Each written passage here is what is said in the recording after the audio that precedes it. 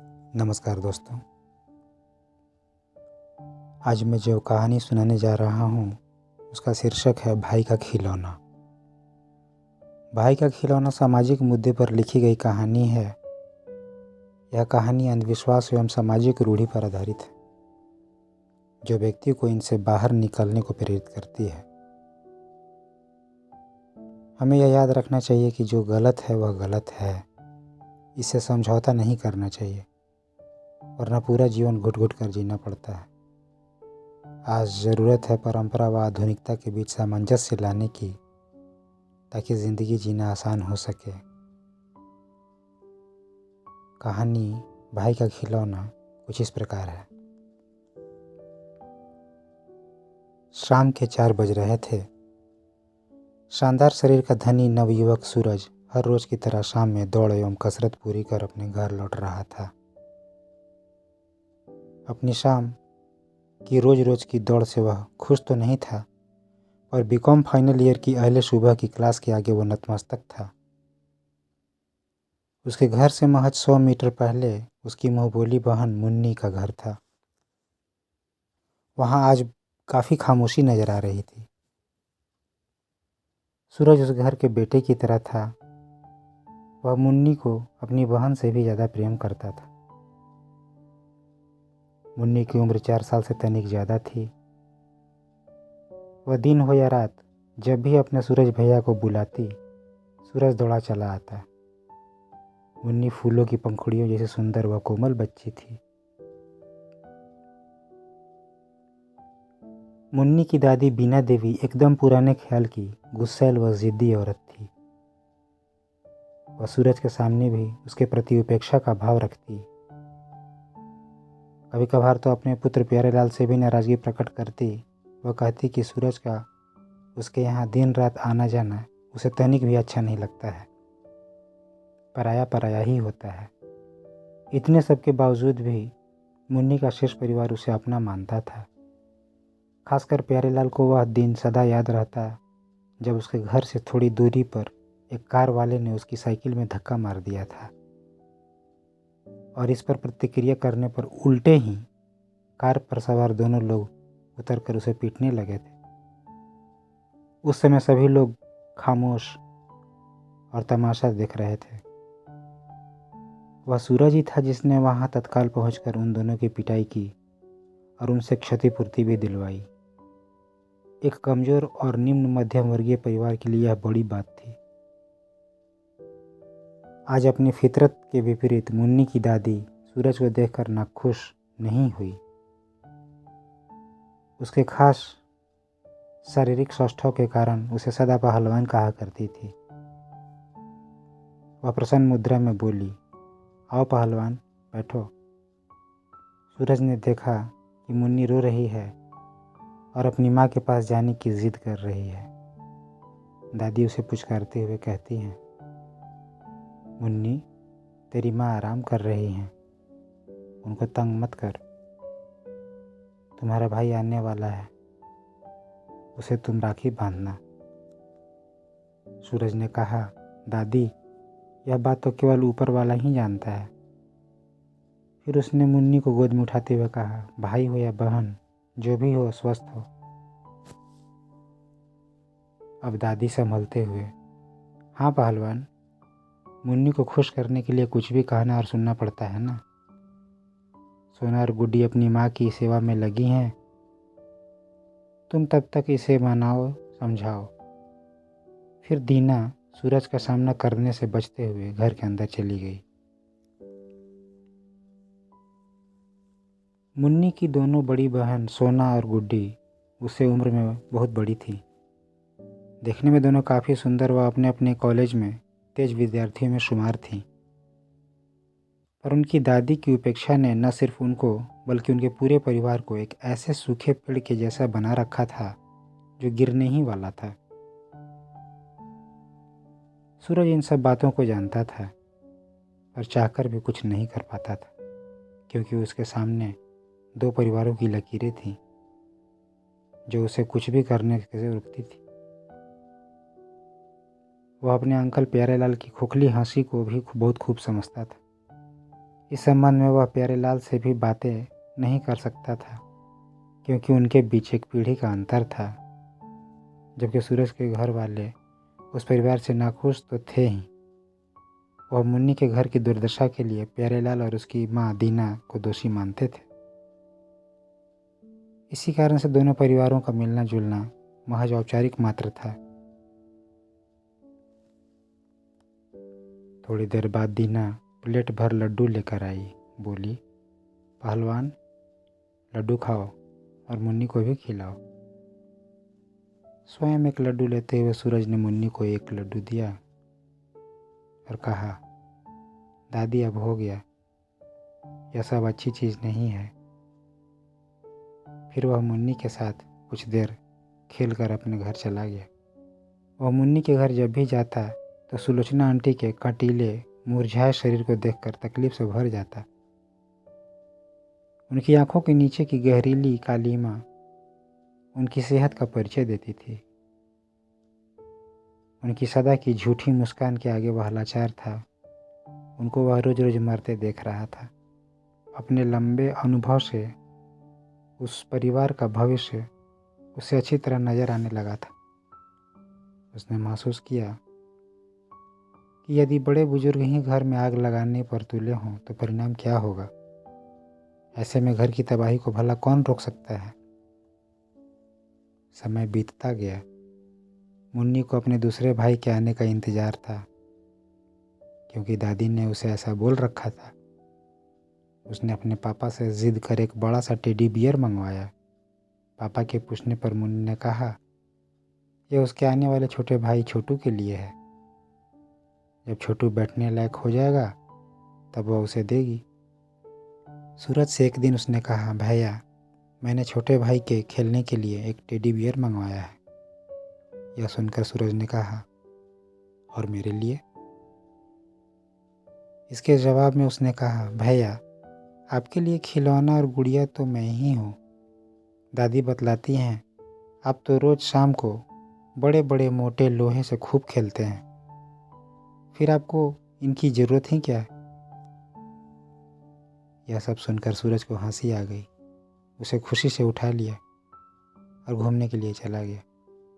रास्ते में मुन्नी ने अजीब बात बताई। कहा कि दादी कहती हैं कि तेरे भाई के आ जाने से तेरी माँ और तेरे पापा को मुक्ति मिल जाएगी। उसने कौतूहलवश पूछा, भैया, यह मुक्ति क्या है? सूरज मुन्नी को उसके उम्र को देखते हुए इस प्रश्न का भला क्या उत्तर देता। वह चुपचाप उसके चेहरे को देखता रहा। फिर बोला, मुन्नी, दादी बस ऐसे ही कहानी बनाकर तुमसे कुछ कहती रहती हैं। तुम सब बस हमेशा खुश रहो। और फिर एक दिन सोना दौड़ी दौड़ी सूरज के घर आई।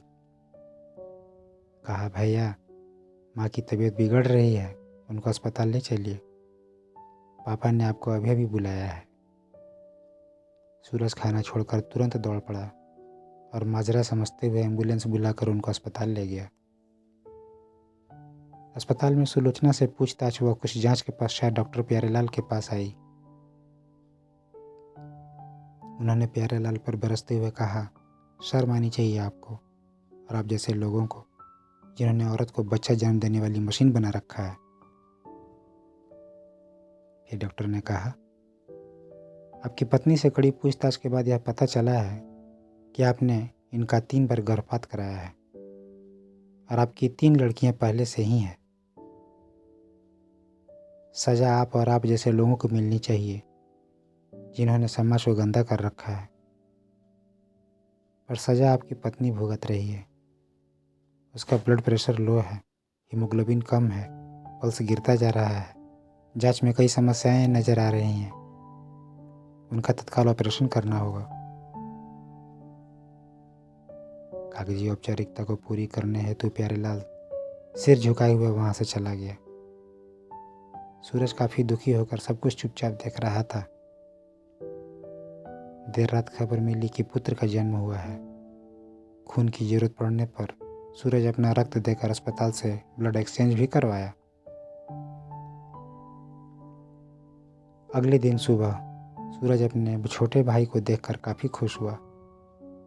चाची सुलोचना से उसने कहा, आंटी, मैं शाम को चला आऊँगा। आप किसी बात की चिंता न करें, आप बिल्कुल ठीक हो जाएंगे।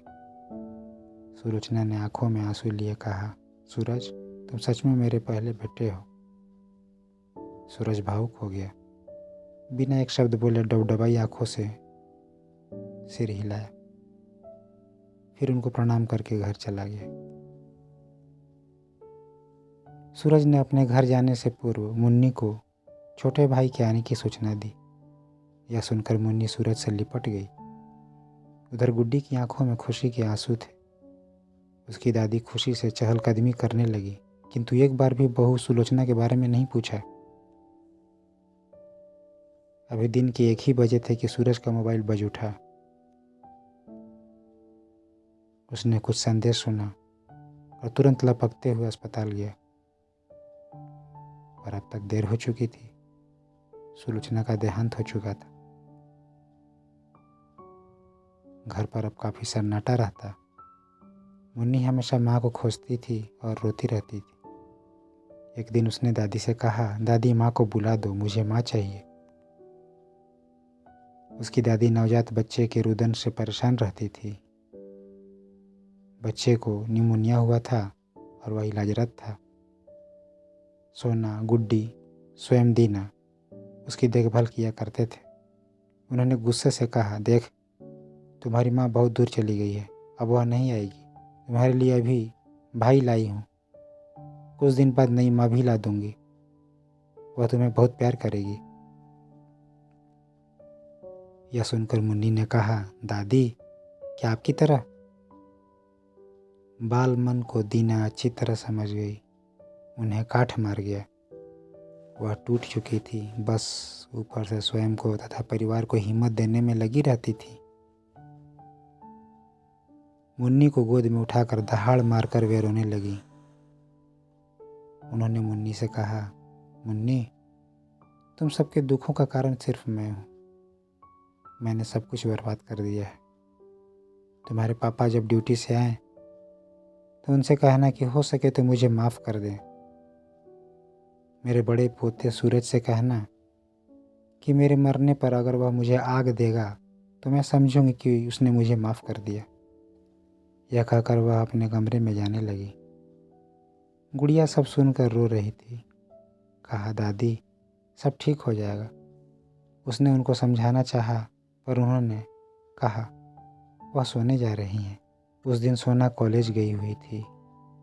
दोनों बहनों ने एक एक दिन कॉलेज जाना तय कर रखा था ताकि छोटे भाई की देखभाल की जा सके।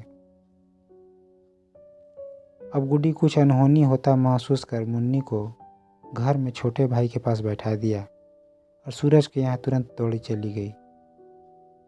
मामला को जानकर सूरज ने कहा, अब दादी पर रात दिन निगरानी रखनी होगी। फिर सूरज तुरंत उनके घर पहुंचा।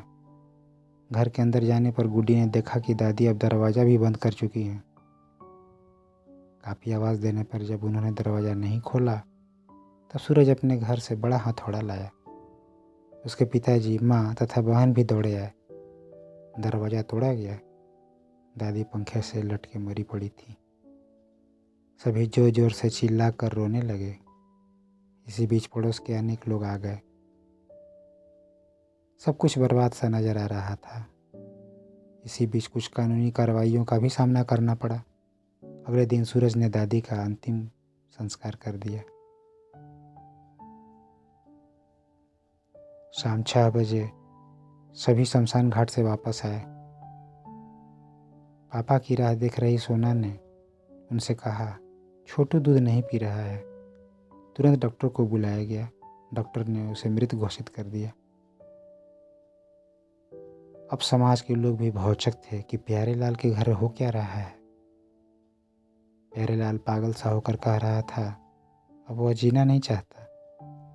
सूरज उनको गले से लगाकर कहा, पापा, क्या मैं आपका बेटा नहीं? पापा, यह शब्द पहली बार सूरज के मुंह से सुनकर प्यारेलाल उससे जोर से लिपट गए। कहने लगे, बेटा, इस घर को बचा लो। मुन्नी सबको रोता देख रोने लगी। कुछ देर बाद सोना रुआसी आंखों से मुन्नी से कहा, हमारा प्यारा सा छोटा सा भाई माँ के पास जा रहा है। यह अब यहाँ नहीं रहेगा, माँ ने उसे अपने पास बुला लिया है। तब मुन्नी ने कहा, मैं भी माँ के पास जाऊंगी। यह सुनकर गुड्डी ने उसे गोद में उठा लिया और दहाड़ मारकर रोने लगी। उस शिशु के अंतिम संस्कार में इलाके के अनेक लोग शामिल हुए। यह परिवार दूर दूर तक विशेष चर्चा का विषय बन गया। जब मृत शिशु को लेकर सभी चले गए तो मुन्नी को कुछ याद आई। वह दौड़ी दौड़ी घर में गई और अंदर से उसने टेडी बियर लाया। फिर गुड्डी से उदास होकर कहा, मेरे छोटू का यह खिलौना तो घर में ही रह गया दीदी, इसे जल्दी सूरज भैया को दे आओ। गुड्डी ने रोते हुए कहा, मुन्नी, मैं रोड के किनारे झाड़ियों में इस टेडी बियर को रख देती हूँ, माँ इसे छोटे भाई को दे देंगी। तब मुन्नी ने कहा, ठीक है, अपने भाई के खिलौने को मैं ही ले जाऊंगी। यह कहते हुए वह घर से निकली और थोड़ी दूर जाकर झाड़ियों में उस टेडी बियर को रख दिया और कहा, प्यारे भाई, तुम्हारे लिए मैंने यह खिलौना रखा था, तुम इससे ज़रूर खेलना और मुझे कभी मत भूलना। पास ही खड़ी गुड़िया उक्त शब्दों को सुनकर असीम पीड़ा से रोने लगी। अब वह पागल सा हो चुकी थी। उसने मुन्नी को गोद में उठाया और घर की ओर चल पड़ी।